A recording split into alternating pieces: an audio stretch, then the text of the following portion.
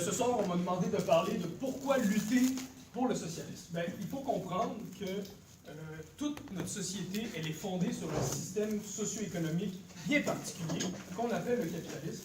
Et le problème avec notre beau système capitaliste, c'est qu'il est en crise. Le système, il est brisé. Il y a 10 ans, en 2008, il y a eu une très profonde crise économique à l'échelle planétaire. Une des crises les plus profondes de son histoire qui a duré à peu près 200 ans jusqu'à l'heure actuelle. Après la crise de 2008, l'austérité est devenue le cri de ralliement de la classe capitaliste dirigeante mondiale.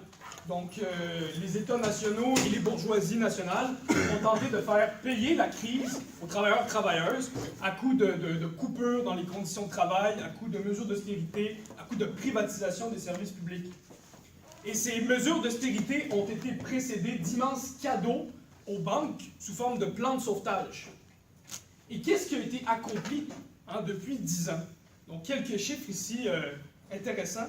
Les dettes publiques des pays de l'OCDE se sont multipliées par 8 depuis 2007, atteignant pas moins de 50 trillions de dollars. Le niveau de chômage européen est à des niveaux historiquement élevés, 9,7% en France, 16,4% en Espagne et 20 à 23% de chômage en Grèce. L'Organisation mondiale du travail affirme que le taux de chômage de la jeunesse est le double de celui du taux de chômage normal.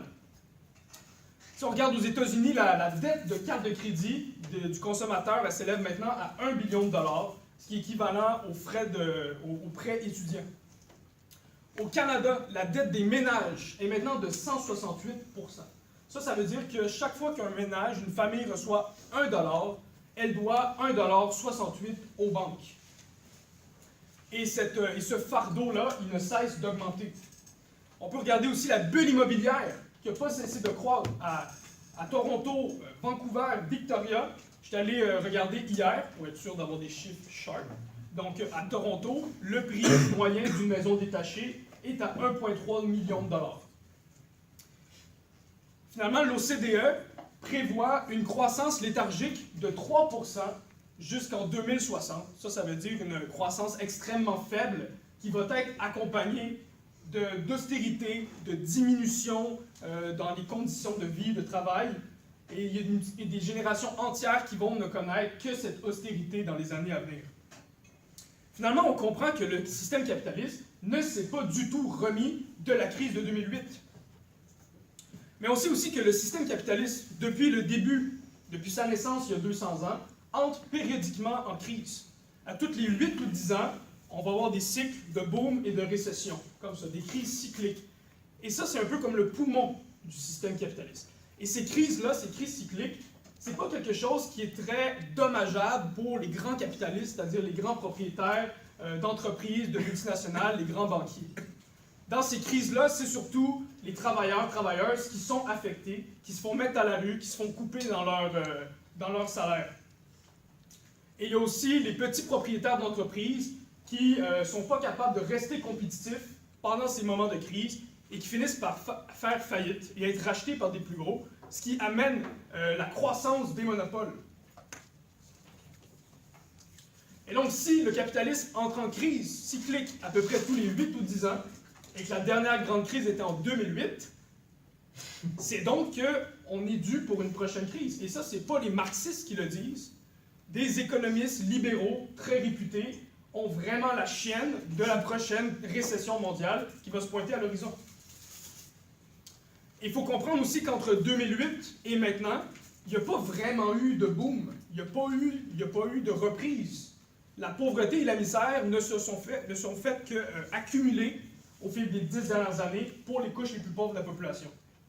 Il faut donc comprendre qu'avec 2008, avec cette crise-là, on est entré dans une nouvelle ère du système capitaliste mondial. Une ère où les crises deviennent la norme, les crises deviennent de plus en plus fréquentes et de plus en plus profondes. On est entré dans une période de crise prolongée du capitalisme, où on peut dire une agonie du système. Mais il faut bien comprendre que le capitalisme ne va pas s'effondrer par lui-même.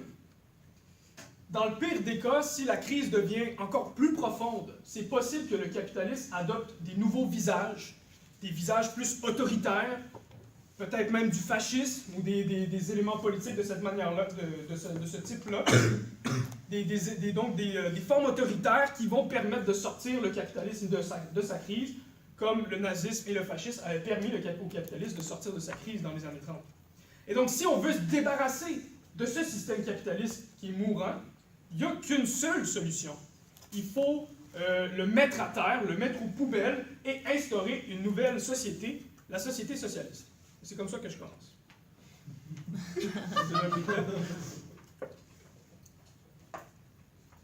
La crise capitaliste, elle a entraîné une polarisation au niveau politique. D'un côté, on a eu la montée de l'extrême droite. On a eu le raciste et misogyne Donald Trump qui a été élu aux États-Unis, la montée de Marine Le Pen en France, l'élection de Doug Ford en Ontario récemment, et là on a la montée de la CAQ au Québec. Il y a aussi beaucoup de groupes suprémacistes blancs et néo-nazis qui commencent à sortir de l'ombre. Donc tout ça semble assez inquiétant, mais il faut comprendre que si oui, on a une certaine montée de la droite, on a aussi une très grande montée de la gauche. Hein? C'est vraiment une polarisation politique. Qu'est-ce qu'on a à la gauche? On a eu Occupy Wall Street, les Indignados en Espagne, les révolutions arabes en 2011, des mouvements de masse derrière Mélenchon en France, Corbyn en Grande-Bretagne et Sanders aux États-Unis. On peut parler aussi des grandes grèves qu'il y a eu au Québec, hein, la grève étudiante de 2012, 400 000, 500 000 étudiants. La grève des travailleurs du secteur public à l'automne 2015, 400 000 travailleurs en grève. On a eu aussi une autre grève étudiante en 2015. Et cette année a été particulièrement prolifique en termes de nombre de grèves. On a d'ailleurs une édition du journal qui est consacrée à ça. Pour n'en nommer que quelques-unes, on a eu les grèves des CPE, les chauffeurs d'autobus, la SAQ, les grutiers, la Bibliothèque nationale, etc., etc. Il y en a beaucoup, beaucoup. La jeunesse actuelle, elle n'a pas connu l'âge d'or du système capitaliste. Cet âge d'or-là, c'est surtout celui qu'on a connu entre 1945 et 1975, qu'on appelle les 30 glorieuses, hein, qui ont suivi qui se sont construites sur le boom de l'après-Deuxième Guerre mondiale. Les jeunes actuels ont seulement connu l'austérité, les guerres, les coupures. Et la génération actuelle est la première génération qui va vivre plus pauvrement que ses parents si on regarde les générations depuis la Deuxième Guerre mondiale. Pour beaucoup de jeunes, l'idée d'avoir un emploi stable, acheter une maison, avoir une retraite bien payée, tout ça, c'est vraiment un rêve très lointain. Et cette dure réalité-là s'est reflétée dans un sondage européen qui demandait aux jeunes s'ils participeraient à une insurrection à grande échelle. Regardez les chiffres. En Grèce, 67% des jeunes sont prêts à participer à une insurrection. En Italie, 65%. Espagne, 63%. France, 61%. Et au Pays de Galles, pas un des pays les plus chauds en termes de la lutte des classes, là, 57% des jeunes sont prêts à participer à une insurrection. Il y a de plus en plus de jeunes qui se tournent vers le socialisme, l'anticapitalisme, le marxisme. D'ailleurs, il y a un sondage qui a été fait aux États-Unis auprès des jeunes de 18 à 26 ans. On leur demandait quel système politique, selon vous, est le plus compatissant. 58% des jeunes ont répondu le socialisme. 9% ont répondu le communisme. Et il y a seulement 33% des jeunes qui ont soutenu le capitalisme.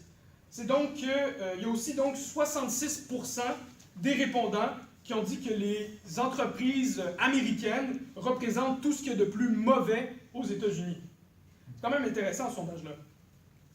Donc tous ces mouvements de lutte sociale dont je vous ai parlé sont le prélude d'une période révolutionnaire qui se pointe à l'horizon. Période révolutionnaire qui a été forcée par l'accumulation de la crise capitaliste qui ne cesse de s'approfondir. Et donc, tous ces conflits sociaux, c'est ce qu'on peut appeler une manifestation de la lutte des classes. Donc, c'est quoi en fait la lutte des classes? C'est pas une invention de Marx, ou des marxistes, ou des communistes. La lutte des classes, c'est le fait que les deux classes les plus importantes de la société, les plus fondamentales à la production capitaliste, ont des intérêts complètement opposés et irréconciliables. Donc d'abord, qu'est-ce qu'on a? On a la classe capitaliste, ou la bourgeoisie. C'est la classe qui dirige la société, celle qui contrôle les grands moyens de production, c'est-à-dire celle qui contrôle et possède les grandes entreprises, les moyens de transport, de télécommunications, énergétiques, la grande machinerie, les outils de travail. et qui possèdent évidemment beaucoup de cash.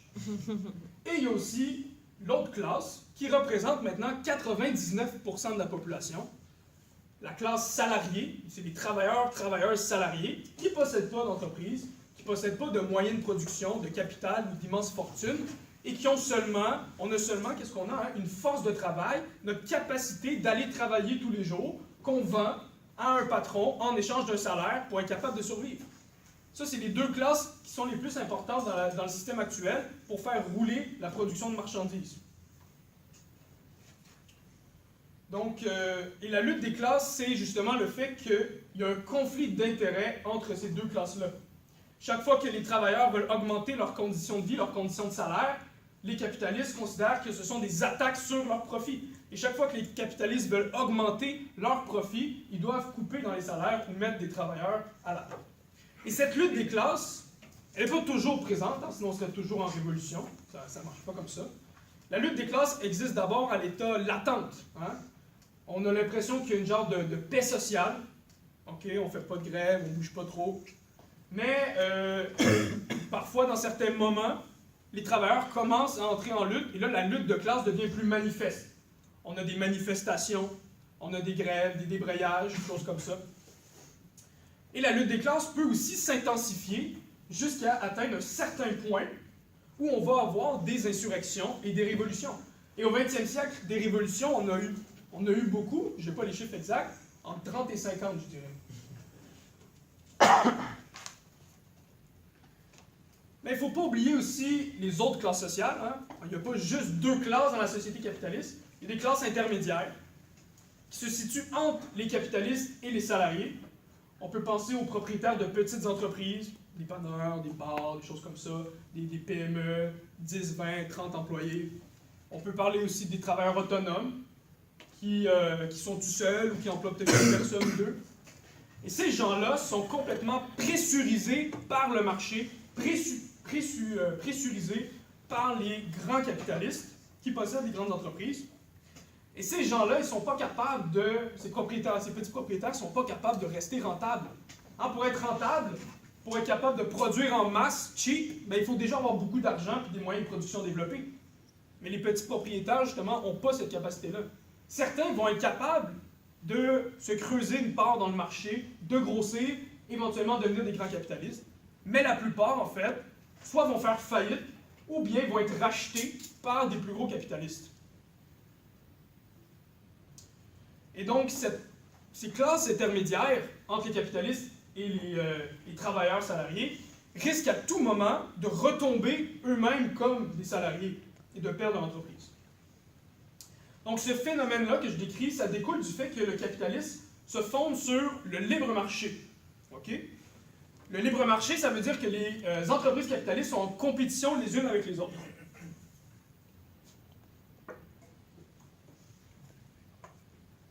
Et justement, à cause du fait que les petits capitalistes, les petits propriétaires d'entreprises, s'ils ne sont pas capables de devenir rentables puis de grossir, puis finissent par se faire avaler, mais ce phénomène, ça crée la tendance au monopole.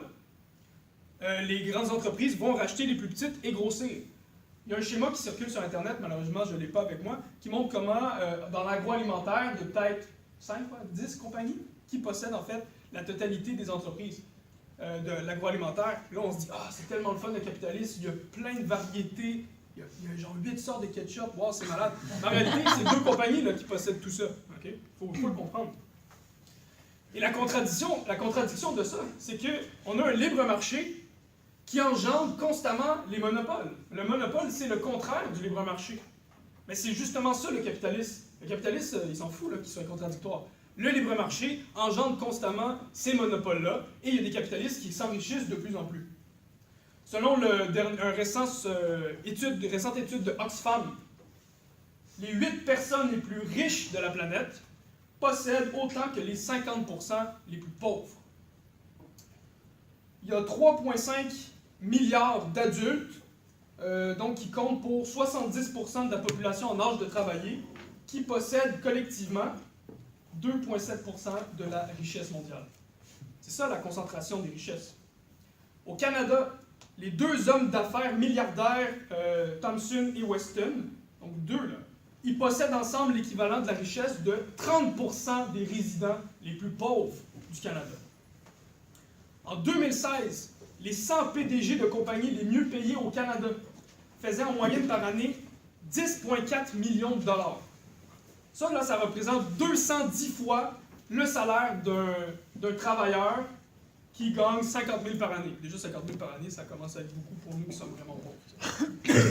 En 210 fois le salaire d'un travailleur. Ils travaillent vraiment fort, les capitalistes. Hein? Donc, il y a plus de 150 ans, Karl Marx, il prédisait que le capitalisme allait amener à un pôle une immense accumulation de richesses et de l'autre pôle une immense accumulation de misère. Et Marx a encore plus raison maintenant qu'il avait raison à son époque. Au Canada, il y a une autre étude qui montre qu'il y a 50% de la population qui vit d'un chèque de paye après l'autre. Ce qui veut dire que si le chèque est retardé d'une semaine, on ne peut pas payer les comptes. Et donc, on comprend donc que pendant que la richesse s'accumule, il y a un appauvrissement constant de la population. C'est ça que nous lègue le système capitaliste. Le capitalisme se définit pas seulement par le libre marché qui engendre les monopoles, mais aussi par le fait que les grands moyens de production, comme je le disais, les grandes usines, moyens de transport, communication, machinerie lourde, sont des propriétés privées. Et donc, qu'est-ce que ça a comme conséquence, ça? C'est que sous le capitalisme, on ne produit pas pour le plaisir de produire, et on ne produit pas non plus pour satisfaire les besoins de la population. Parce que si c'était le cas, on ne jetterait pas 30% des denrées alimentaires sur la planète annuellement, alors qu'il y a des famines et des pénuries dans le tiers-monde. Une autre image très cocasse, très triste, qui circulait sur Facebook, c'est dans un magasin de lits. Il y avait un beau lit Queen dans l'entrée, super chic. Puis il y avait un sans-abri qui dormait dans le portique. Et ça nous montre c'est quoi le capitalisme. Trop de richesse, mais on peut pas en profiter. On peut penser aussi au géant pharmaceutique Pfizer, qui en janvier a décidé de mettre fin à ses recherches pour le Parkinson et l'Alzheimer, sous prétexte que c'était pas assez profitable. Hein, la survie et la santé de la population, c'est pas assez profitable pour les capitalistes. Et donc, s'il n'y a pas de possibilité de faire du profit, les capitalistes ont juste à pas investir. Ils gardent leur argent. Et c'est pour ça qu'en ce moment, on a 700 milliards de dollars qui dorment dans le coffre des banques, hein, dans les comptes des capitalistes, parce qu'il n'y a pas encore assez d'argent à faire en ce moment, parce qu'il y a une récession. Tout cet argent-là, 700 milliards, ben c'est bien plus, ça serait quoi? Je ne sais pas combien de fois ce que QS voudrait investir dans la santé, dans l'éducation. Imaginez si on prenait possession de ces 700 milliards-là. Ça serait vraiment fou. Et pendant ce temps-là, les grands capitalistes forcent les gouvernements à implanter des mesures d'austérité, à implanter des coupures, à réduire les services publics. Parlant de lits, hein, on va parler de maisons. Aux États-Unis, il y a un rapport qui montre qu'en 2012, il y avait 5 maisons vacantes pour chaque sans-abri. Plus de maisons que de gens qui ont besoin de maisons. Mais les banques ne vont pas dire aux gens, ben oui, viens coucher dans ma maison. Mais non. Si ta maison, tu ne peux pas la vendre, tu ne peux pas la louer, tu ne fais pas d'argent, tu la gardes. En attendant que peut-être que la récession va stopper dans une couple d'années, puis qu'il y a des acheteurs. Ben, j'ai bien hâte que ça arrive, en tout cas. Donc, c'est pas vraiment un bon exemple de ce qu'on peut appeler la main invisible du marché, hein, que nous vendent les économistes libéraux. Je trouve pas que les faits démontrent leur théorie. Le capitalisme, c'est bien sur papier, mais en réalité... Aux États-Unis, en 2016, la capacité de production des usines était de 75%. Ça veut dire qu'on a fermé des parties d'usines, fermé de la machinerie de 25%. C'est-tu parce que la population, ses besoins sont comblés? Non. C'est parce qu'il n'y a pas assez d'argent à faire. Imaginez si on faisait rouler à 100% ces entreprises-là, on pourrait mettre fin à la crise sociale, à la famine, à la pénurie des marchandises pour les populations les plus pauvres. Donc, les capitalistes, ils n'ont pas besoin de gens qui ont des besoins. Les capitalistes ont besoin d'acheteurs, des gens avec un pouvoir d'achat. Le problème, c'est que les travailleurs ne possèdent pas assez de salaire, assez de pouvoir d'achat, pour être capables de racheter toutes les marchandises qui sont produites par les usines capitalistes, et dans ce cas-ci, dans les usines américaines. Et si les capitalistes donnaient des meilleurs salaires aux travailleurs pour racheter les marchandises, ben, si tu donnes des meilleurs salaires, c'est que tu augmentes tes coûts de production. Et si tu augmentes tes coûts de production, tu réduis ton profit. Mais le but, c'est de faire du profit. Il faut faire beaucoup de profit pour réinvestir dans la production, pour devenir efficace, pour faire plus de profit. Fait qu'on ne peut pas donner des meilleurs salaires aux gens. Parce que les capitalistes vont perdre du profit. Donc c'est encore là, c'est ce que le capitalisme a à nous offrir. Et donc on comprend maintenant, on comprend un peu mieux pourquoi il y a une lutte des classes. À cause de ces absurdités du système capitaliste. Donc c'est toute cette richesse qui est produite, pas par les capitalistes, cette richesse elle est produite par les travailleurs salariés. Donc cette richesse peut soit revenir aux travailleurs sous forme de salaire et de services publics, ou bien revenir aux capitalistes sous forme de profit. Et la lutte pour le partage de cette richesse, c'est ça le cœur de la lutte des classes. Donc j'ai parlé des problèmes fondamentaux du système capitaliste, j'ai montré comment ça pouvait se répercuter dans ce que j'ai appelé la lutte des classes. Si on veut maintenant lutter contre le système capitaliste, il faut se demander comment est-ce qu'on peut dépasser ce système-là. Bon, on peut poser d'abord une question, est-ce que le capitalisme est dans la nature humaine? Pensez à ça. Est-ce que c'est dans la nature humaine d'être égoïste, avare, compétitif? Donc il faut maintenant se décoller un peu le nez de notre société actuelle et regarder l'histoire humaine. L'humanité a à peu près, roughly, 200 000 ans d'existence. La société est divisée en classes sociales, en classes qui en exploitent une autre, est apparue il y a 8000 ans, à peu près, la première société de classe. Ça veut dire que pendant 98% de son histoire, l'humanité a vécu dans une société sans classe sociale, une société qu'on peut appeler le communisme tribal ou le communisme primitif. Et donc, dans ces sociétés-là, les gens vivaient en tribus, c'est des grosses familles. Les terrains de chasse, de cueillette étaient propriété de toute la tribu. Il n'y avait pas d'État, il n'y avait pas d'organes pour exercer une coercition sur sa propre population. Les chefs de clan étaient élus, révocables. Souvent, il y avait un conseil de femmes qui avait un veto pour révoquer les chefs.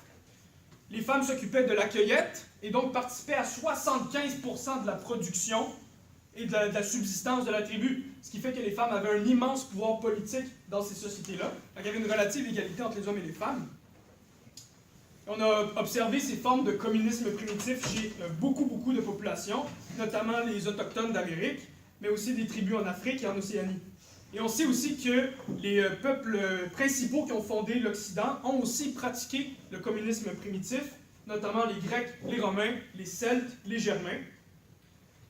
Et donc le communisme primitif, c'était ça, la nature humaine, à cette époque-là. Et la nature humaine, elle change dans l'histoire, et elle change du moment que les conditions matérielles, du moment que l'environnement humain change lui aussi.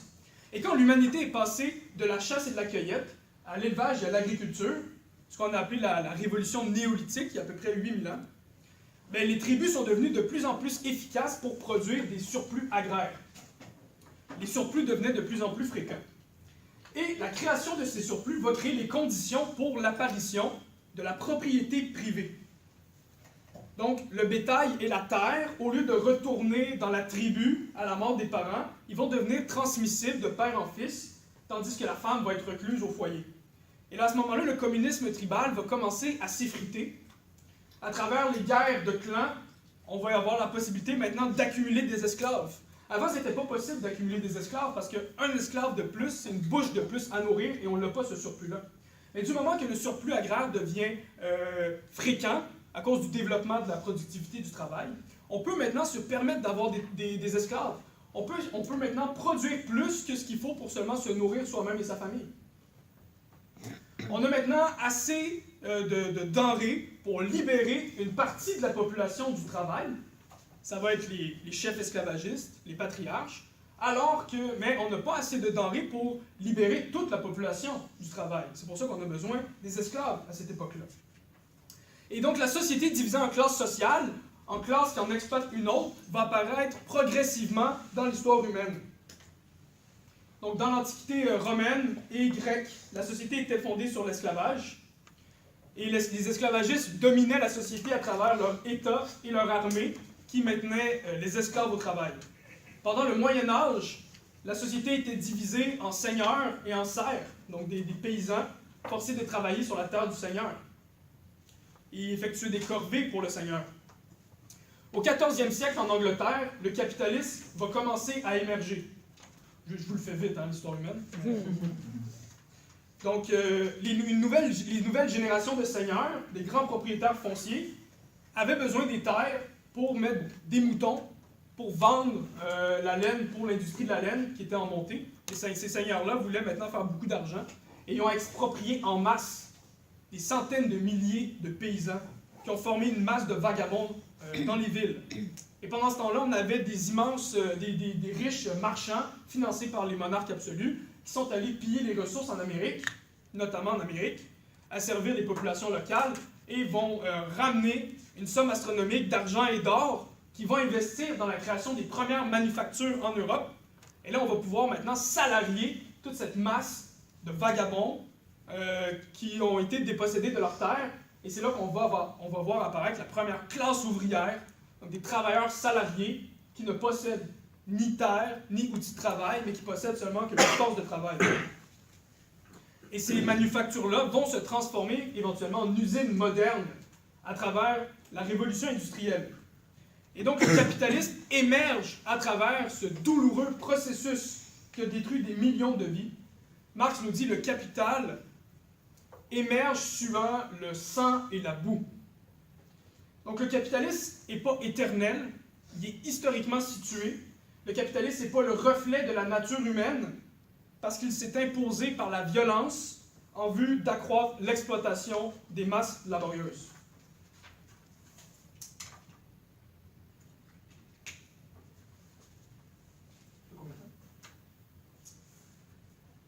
Donc le capitalisme est un système d'exploitation de classe comme l'était avant lui le féodalisme et l'esclavagisme. Pour l'esclave, c'était clair qu'il était exploité. Tout le travail que l'esclave faisait était pour son maître. Pour le serf au Moyen Âge, c'était encore clair qu'il était exploité. Il travaillait 3 jours sur sa terre pour lui-même et 3 jours sur la terre du seigneur pour faire des corvées. L'exploitation était claire. À l'heure actuelle, c'est plus pernicieux. Hein? L'exploitation est cachée derrière un contrat de travail. On pense qu'on est salarié pour le travail qu'on effectue réellement. Mais en réalité, il faut comprendre, les travailleurs produisent plus de richesses que ce pourquoi ils sont payés. J'avais un ami ouvrier qui produisait à chaque jour pour 10 000 piastres de pièces usinées. Mais il était payé seulement 200 piastres.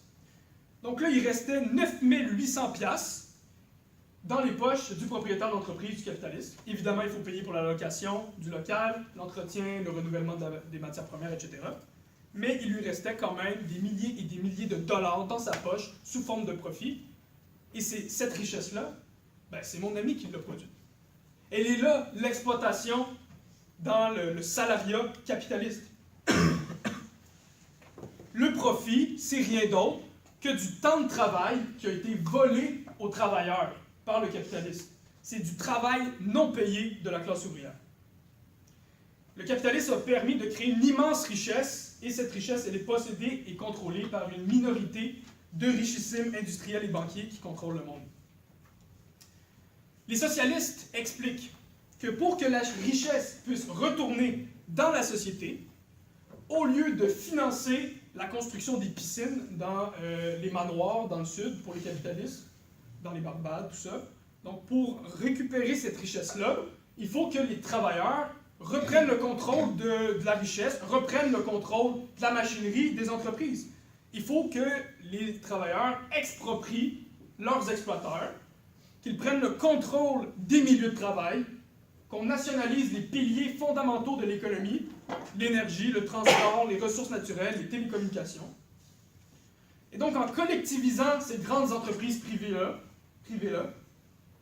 les travailleurs pourraient alors organiser la production par eux-mêmes, de manière démocratique, sans être soumis à la cadence de la machine, sans être soumis au diktat des patrons, qui, en dernière analyse, servent seulement à faire engranger plus de profits pour la minorité exploiteuse.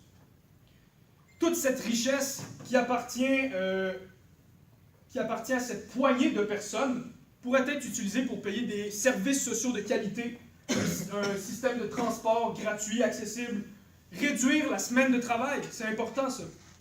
On pourrait alors en finir avec ces absurdités, comme le fait qu'on a de la bouffe pour 12 milliards de personnes, mais qu'il y a des populations qui crèvent de faim. On va en finir avec cette absurdité qu'il y a 5 maisons vides pour chaque sans-abri. Le socialisme, c'est une nouvelle société fondée sur une économie planifiée de manière démocratique par les travailleurs et les opprimés eux-mêmes, dans le but que la production serve à répondre aux besoins de la population et pas pour engranger des profits pour la minorité.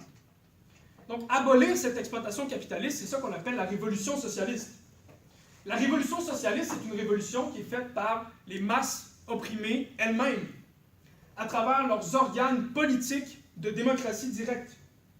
Et ça permettrait de transformer radicalement la manière dont on produit les richesses, la manière dont on s'organise politiquement, la manière dont on décide du sort de la société. Et lorsqu'on va avoir transformé la société, aboli le marché capitaliste et la propriété privée capitaliste à l'échelle mondiale, on aura alors atteint le socialisme, une économie où la vie sociale est contrôlée démocratiquement par les masses.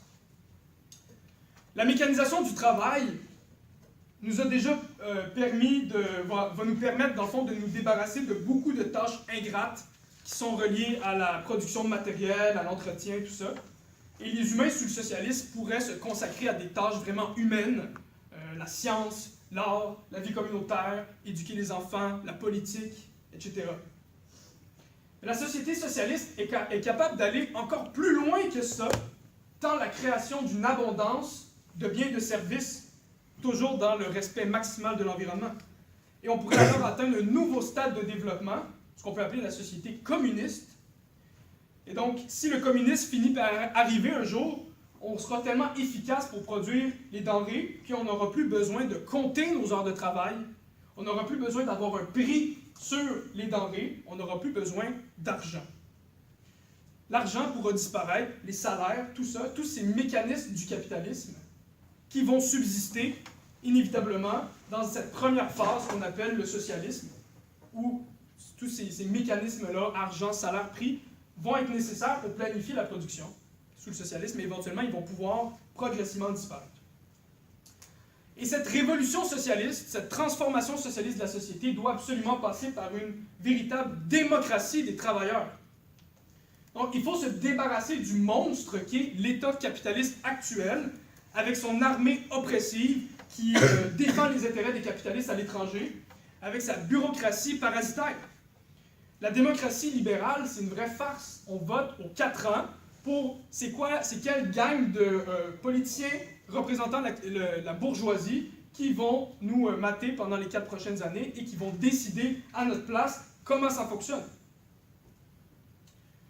Et ça, c'est juste pour parler de la sphère politique, ce semblant de démocratie, mais dans la sphère économique, sur le milieu de travail, il n'y en a pas du tout de démocratie. C'est la dictature complète des patrons.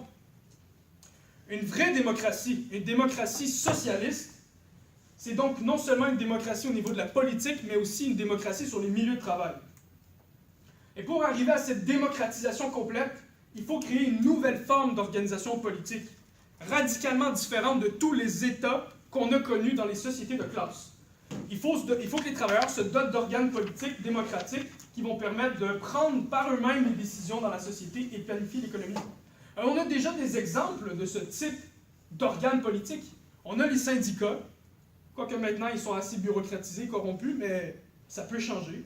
On a des comités de grève qui vont souvent émerger spontanément au cours des grèves. Donc tous ces comités de lutte, comités de grève, ces syndicats, c'est les embryons de ces futures organisations politiques véritablement démocratiques qu'on pourra voir apparaître dans les prochaines révolutions socialistes. Donc il faut comprendre aussi que le capitalisme ne va pas s'effondrer par lui-même, comme je le disais au début. Il faut que les travailleurs s'organisent consciemment pour renverser le système et instaurer la société socialiste. Et pourquoi c'est les travailleurs? Pourquoi c'est les travailleurs qui peuvent abolir le système capitaliste? Les salariés, ça représente la seule classe dans l'histoire humaine qui, à cause de sa position dans la production, est capable d'abolir toutes les classes et toute forme de société basée sur l'exploitation de classe. D'abord parce qu'elle est majoritaire sur le globe, mais surtout parce qu'elle ne possède aucun moyen de production. La classe ouvrière ne possède rien et peut posséder tout. Marx disait « Pas une ampoule ne brille, pas une roue ne tourne sans la gentille permission de la classe ouvrière. » Et ce slogan-là, on le voit bien dans les grèves générales, comme on l'a vu en 1972 au Québec ou en 1968 en France, quand les travailleurs entrent en grève générale, ils paralysent complètement la production capitaliste. Ça montre le pouvoir des travailleurs de la classe ouvrière à pouvoir arrêter le capitalisme et le redémarrer sous leur contrôle démocratique. Mais quel est le rôle des socialistes à l'intérieur de ces processus-là? Le rôle des socialistes, c'est d'intervenir dans les luttes des travailleurs. Si les socialistes sont assez nombreux, on peut alors jouer un rôle crucial dans ces luttes-là pour être capable de les transformer en lutte contre le système capitaliste mondial. Si la direction syndicale, par exemple la direction actuelle, refuse de rompre avec le système capitaliste, alors les travailleurs, ils vont écouter cette bureaucratie-là s'il n'y a pas de socialistes. Et quelques mois après la grève, après même une grève générale, ben on va faire rentrer le patron, on va négocier avec le patron, on va retourner au travail, on va peut-être avoir gagné une augmentation d'1 piastre de l'heure, 2 piastres de l'heure, et on n'aura pas du tout menacé la dictature du capital. Mais si les socialistes révolutionnaires sont présents en assez grand nombre dans tous les milieux de travail, dans les syndicats, dans la gauche, dans les mouvements politiques, on peut faire qu'après, par exemple, 3 mois de grève générale, on dit au patron, non, tu ne rentres pas. Il n'y en aura pas de négociation. Mais on redémarre la production. Il faut bien la redémarrer parce que sinon on va crever de faim. Il faut envoyer des denrées dans les communautés. Et on redémarre la production sous le contrôle du syndicat, le contrôle du comité de grève, donc des organes politiques, des travailleurs. Et donc, qu'est-ce que ça représente, ça, de redémarrer la production sous notre contrôle à nous? Ça, c'est une rupture avec le capitalisme. C'est comme ça que peut débuter une révolution socialiste. Et c'est pas utopique, c'est très faisable. Le patron ne rentre pas, la porte est là, tu ne rentres pas. Rien d'utopique là-dedans, ça se fait. Et quand les travailleurs commencent à entrer en lutte, c'est là que commence à se produire un processus dans la conscience. Quand les travailleurs rentrent en lutte, ils commencent à se poser des questions. Ils remettent en question la nature du système. Ah, finalement, le patron, il ne travaille pas pour nous autres, il travaille pour lui-même. Finalement, le policier, il vient de nous matraquer. Ça se peut-il qu'il soit du côté des patrons? C'est ce genre d'expérience qui va s'apprendre à travers les luttes. Et il faut que les socialistes soient là sur les milieux de travail. D'abord pour accélérer ce processus de conscience, mais aussi pour enlever l'emprise qu'ont les dirigeants réformistes sur les travailleurs. Ils essaient de convaincre les travailleurs de retourner au travail. Il ne faut pas faire de grève, ça va être trop chaotique. Il faut enlever cette emprise idéologique qu'ont les réformistes, les leaders réformistes dans les syndicats. Et c'est pour ça qu'il faut avoir une masse de socialistes révolutionnaires sur tous les milieux de travail. Et il faut donner une forme organisée à ces socialistes-là. Et c'est pour ça qu'il faut créer un parti révolutionnaire de masse. Un parti qui peut organiser tous les socialistes, les travailleurs qui veulent lutter contre le système. Et pas un parti, on n'a pas besoin d'un parti électoral, je ne parle pas d'un parti électoral, je parle pas évidemment des partis pro-capitalistes comme on a avec le PQ avec la CAQ. Je parle d'une véritable organisation révolutionnaire qui va servir d'outil pour les travailleurs pour être capable de briser le système capitaliste et d'instaurer la société socialiste. Et nous, ce qu'on fait à la riposte socialiste, c'est de militer activement pour construire ce futur parti révolutionnaire de masse. On construit le noyau de ce parti-là qui va avoir une importance décisive dans l'histoire future. Lorsqu'il y a des mouvements révolutionnaires, comme c'est arrivé bien souvent au XXe siècle, ces mouvements révolutionnaires sont malheureusement souvent inconscients de leur pouvoir, de leur capacité de renverser le système. En 1972 au Québec, plus grande grève générale de notre histoire, le pouvoir politique était dans les mains des travailleurs. On aurait pu abolir le capitalisme en 1972. On s'est laissé convaincre par nos dirigeants syndicaux que non, on peut retourner au travail, on a gagné une coupe de réformes. Le pouvoir nous a échappé des mains et il ne faut plus que ça se reproduise. Plus récemment, on a eu la révolution égyptienne en 2011. Les masses sont entrées dans la rue, ils ont renversé Moubarak. Le pouvoir était dans leurs mains, ils ne l'ont pas pris. les frères musulmans ont mis Morsi au pouvoir. Fait que là, les masses ont fait « Ah, si, on veut pas ce gouvernement-là non plus. » Ils sont rentrés pour une deuxième fois dans les rues, deuxième révolution égyptienne. Le pouvoir était encore dans leurs mains. Qu'est-ce qu'ils ont fait? Ils l'ont pas pris. L'armée est rentrée et a dit « Nous, on va le prendre le pouvoir. » C'est à travers ces expériences-là, les masses doivent apprendre que quand on a le pouvoir, on le conserve et on l'utilise pour transformer la société, abolir le capitalisme et instaurer le socialisme.